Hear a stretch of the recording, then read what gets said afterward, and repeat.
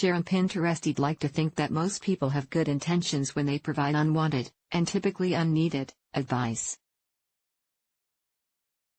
Whether it's suggesting snake oil cures or quitting school or how many children I should have, it gets old quickly.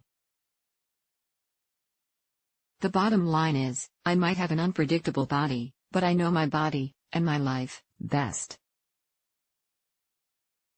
From my rheumatologist, quit school. When I was first diagnosed with rheumatoid arthritis, my rheumatologist was adamant that I quit graduate school and move home to live with my parents. There's no way you can be successful in your program while managing multiple chronic illnesses, he said. I didn't listen, and ultimately I did complete my program. He and I came to an understanding that without school, my life didn't feel like my life anymore. To pack up and leave would seal my fate more than trying to make it through. From my professor, you'll be better because of it.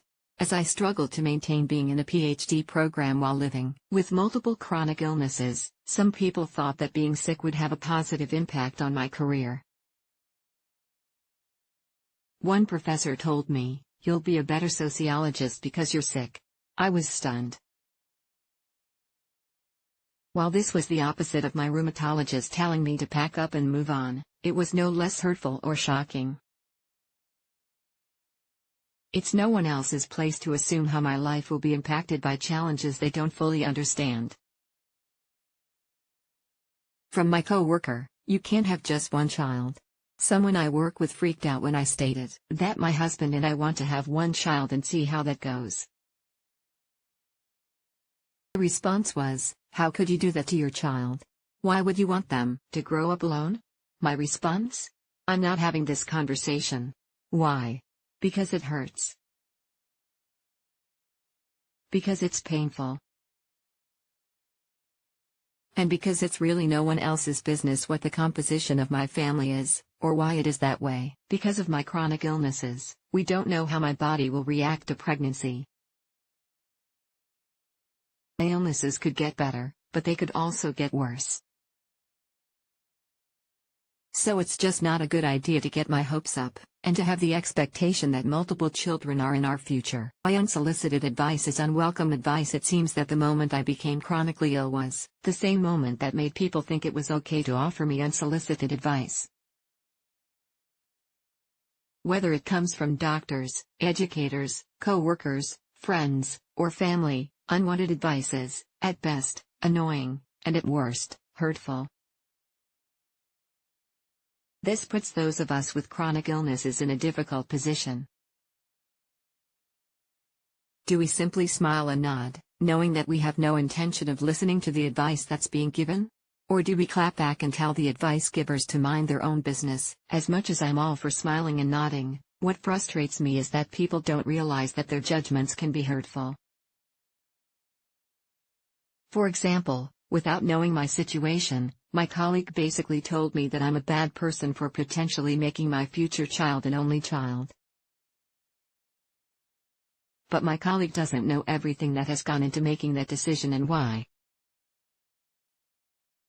They haven't been part of the conversations with my husband about whether we would want to have a baby at all costs, even if that meant losing me.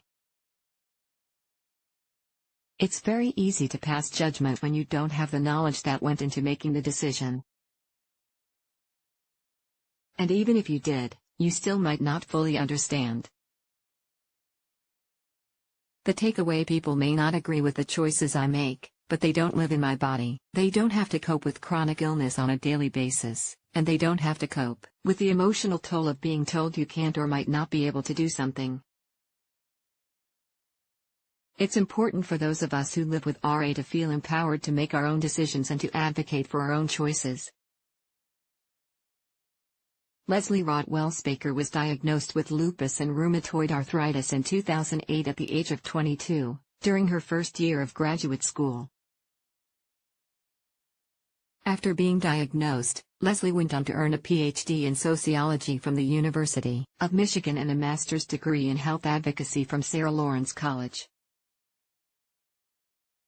She authors the blog Getting Closer to Myself, where she shares her experiences coping with and living with multiple chronic illnesses, candidly and with humor. She is a professional patient advocate living in Michigan,